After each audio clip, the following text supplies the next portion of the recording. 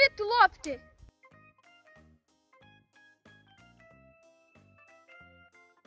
Kako ne bi naišao u kota prodam ovu loptu?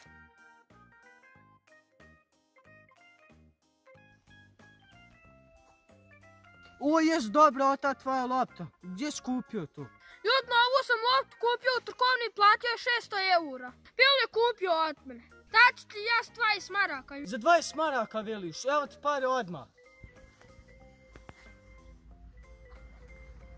Jak sam ja ovu loptu proto, oće sip nešto kupiti na jeste se kuputala.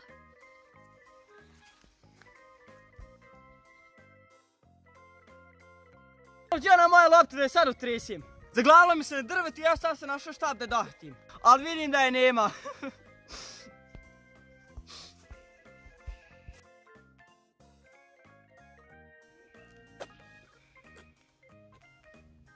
Ljudi, šta gledaš u moju loptu da ti nije fina? Pa ti misliš sve budala, to je moja lopta, sad ćeš biti bjen.